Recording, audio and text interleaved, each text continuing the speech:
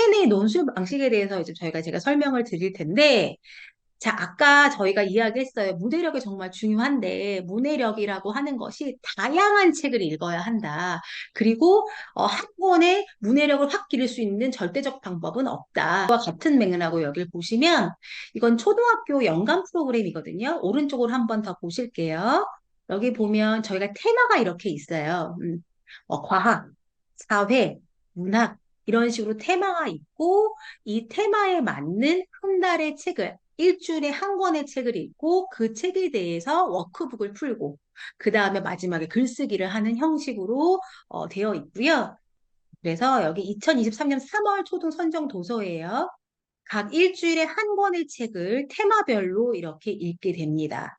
그래서 지금 초4 같은 경우에는 과학과 환경에 대한 부분을 읽게 되죠. 그리고 초5는 인권에 대한 책을 읽게 되고요. 요 오른편에 있는 건 학습 계획서입니다. 자, 그러면 책을 읽고 나서 일정 부분의 워크북을 아이들이 풀어와야 하거든요. 자, 우리 워크북이 정말 잘 되어 있다라는 평을 정말 많이 받고 이걸 받으신 이후에 선생님 책 정말 워크북 좋아요 라고 말씀 많이 하세요. 이거는 초등학교 5학년 선정 도서예요. 상상 이상 미래 세상이라는 책인데 요거는 인공지능에 대한 내용이 나와요. 근데 아이들한테 그냥 인공지능이 뭐야? 라고 이야기하면 이해가 어렵죠. 그래서 일단 책을 읽어요. 그리고 이렇게 독서 노트를 사용하게 됩니다. 여기 보면 나만의 키워드를 뽑는 게 있어요. 핵심어. 그러니까 내가 이 책에서 어떤 부분을 포착해야 될 것인가. 요거 못하는 친구 되게 많습니다. 제가 패러그래프를 읽고 이 부분의 핵심 내용을 한번 이야기해 볼까라고 이야기하면 중학생 아이들도 헛다리 찢는 애들 되게 많아요. 그러니까 뭐냐면 지금 글의 내용을 읽는 게 아니라 글자만 읽어가는 경우 되게 많아요. 그래서 요 훈련을 이때부터 하는 거죠. 자, 그 다음에 맨 처음에 이 독해 부분이 있는데 이 독해는 뭐냐면 그 인공지능과 관련되어 있는 부분을 아이들한테 학습하게 만들고요. 그 다음에 문해력 훈련을 하게 돼요. 여기 보면 제가 하이라이트 쳐놨는데 이 하이라이터는 뭐냐면 여기서 되게 중요한 개념을 아이들이 스스로 하이라이트 치는 습관을 초등학교 4학년 때부터 들이거든요.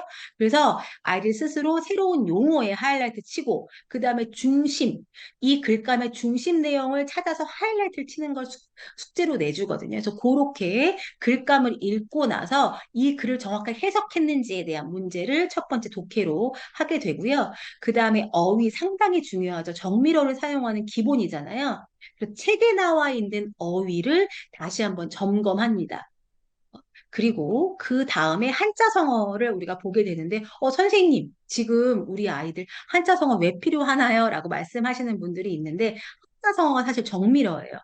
내가 세 줄, 네 줄로 이야기할 것을 한 줄로 간결하고 그다음에 정교하게 나의 생각을 이야기할 수 있고요. 또 하나는 비유적 표현을 가능하게 만들어요.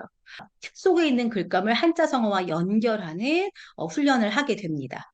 그 다음에 여기 독서 부분이 나오는데 이 독서 부분 같은 경우는 책 속에 있는 것을 정확하게 다시 한번 점검하는 겁니다. 자, 아이들이 책을 한번 읽어요. 그 책 내용을 다 이해할까요? 사실 그렇지 않습니다. 자, 제가 중학교 학생들한테는 이렇게 얘기하는데 너네 누워서 책 읽었어. 그거 오락이야. 제가 이렇게 얘기하거든요. 왜냐하면 읽는다고 해서 그 책이 완전히 내게 되지 않아요. 그래서 다시 한번 책을 찾아보면서 이 문제를 풀어보라고 이야기해요. 요 새로운 어떤 지식 체계에 대한 용어가 이해가 되겠죠. 그래서 쭉쭉쭉 이렇게 이해를 하게 되고요. 이런 문제, 여기 보면 이웃 보완, 패닉 제스처 이런 부분 있잖아요. 요거는 새로운 용어에 대한 정확한 이해를 하게 합니다. 요게 딱 1단계로 끝났어요. 그러면 이제 생각의 확장으로 들어가는 거예요. 여기 보면 또 다른 새로운 제시문이 나와 있어요. 이게 뭐냐면 인공지능의 로봇이 만든 예술을 진짜 예술이라고 부를 수 있을까? 라고 하는 부분이에요. 그러면 여기 그림들을 보고 나의 생각은 어떤지, 어떤 작품이 더 멋져 보이는지 아이들한테 스스로 결정하게 만들어요. 핵심어, 고급 정밀어, 키워드들을 하나는 뽑아서 거기다가 꼭 넣어라. 글쓰기 할 때. 이렇게 이야기합니다. 그 다음에 스텝 2인데 여기서 앞에서 스텝 1에서 내가 인공지능의 로봇에 대한 생각을 이제 확장적으로 사고했어요. 그렇다면 그 저작권을 인정해야 되는가? 그러니까 앞부분에서 독서, 그 다음에 이제 정확한 이해, 그 다음에 스텝 1의 생각의 확장, 그 다음에 이제 나의 의견을 전개할 수 있게 단계적으로 이루어져 있습니다. 자, 제가 이렇게 초등학교 5학년 같은 경우는 입장 1과 입장 2가 나눠져 있어요. 근데 이제 중등부터는 나눠져 있지 않아요. 아이들 스스로 선별해야 돼요. IB 과정과 이제 일맥상통하죠. 자, 그래서 아이들이 다양한 또 제시문을 읽어요. 이 제시문에 이 연구원들이 정말 많은 애를 씁니다. 저작권을 다 주고 하는 제시문이고, 매달 만들기 때문에 시의성도 있습니다. 그래서 내가 이걸 주장하는 바에 대한 근거를 라고 생각하는 부분을 이렇게 하이라이트를 치게 만들고 이렇게 훈련을 차근차근 시킵니다. 이게 바로 문해력 훈련이거든요. 그래서 이렇게 중심 근거는 일단 제안을 해주고 그다음에 뒷받침 근거를 적게 만들어요. 여기 지금 보시면 중심 근거 있는데 요건 초5까지는 나오고요. 중등부터는 아이들이 찾아야 합니다. 자, 여기 보면 또 용어 정리 부분 있죠. 용어 정리. 정밀어를 아이들이 정확하게 이해하는 훈련을 길러주는 부분입니다. 이렇게 쫙 하게 됩니다. 제가 첨삭을 해줘요. 숙제를 한번 보여드릴게요. 자, 이렇게 올려요. 근데 요거 이렇게 제가 뭐라고 드렸냐면 공부에 축질이 됩니다라고 말씀드렸어요. 자, 다른 아이의 글이나 다른 아이가 얼마만큼 이제 워크북을 완성도 있게 했느냐를 보면 나도 이렇게 해야 되겠구나라는 생각이 들고 어머님한테도 촉진이 이루어져요. 그래서 초반엔 좀 어려워하지만 한 달 지나고 나면 이게 훈련이 됩니다. 그래서 저는 이 방법이 되게 좋은 방법이라고 생각합니다.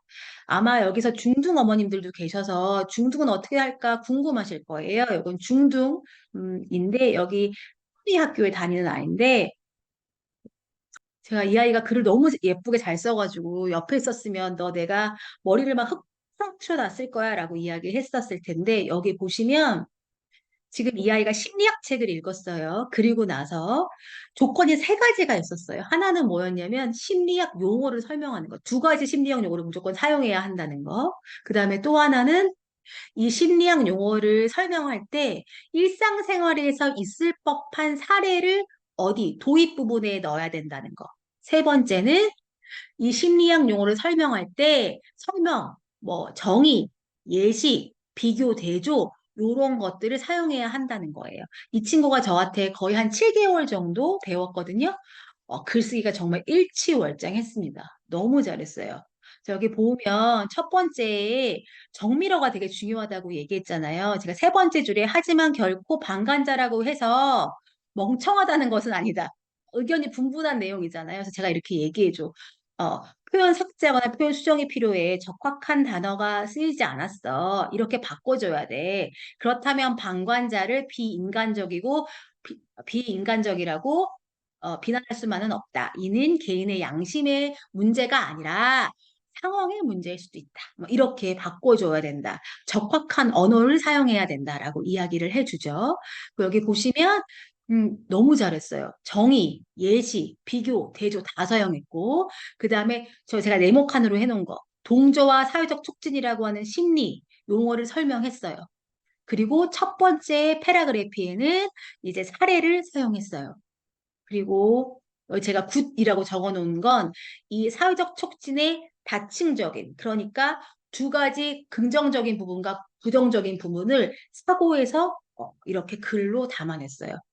자, 일단 글을 읽고 나서 내가 글을 쓰면 정말 내가 이 글을 쓸 때 나의 주장을 잘 펼치기 위해서 어떤 낱말을 사용해야 하지? 정밀한 사고가 이루어집니다. 아이들한테 점진적으로 문해력을 키울 수 있는 방법들을 익히게 한다고 말씀드렸잖아요. 이 보면 하이라이트 쳐져 있죠. 이런 훈련을 시켜요. 그래서 글을 정확하게 읽게 만듭니다. 자, 중학교는 확실히 어렵거든요. 여기 한번 보면 2번 한번 보실게요. 재심은 나를 참고하여 사람들이 문제 1번과 같은 태도를 보이는 이유가 무엇인지를 말해봅시다. 융합하는 거예요. 재심은 나를 그러면 일단 정확하게 해석해야겠죠. 그 다음에 1번으로 돌아가서 이런 태도를 보이는 것을 어떻게 융합해서 이유를 밝혀내는 과정이에요. 정밀한 사고가 이루어지지 않으면 할 수 없어요. 되게 어려워했거든요, 처음에는. 근데 지금은 아주 잘하고 있습니다.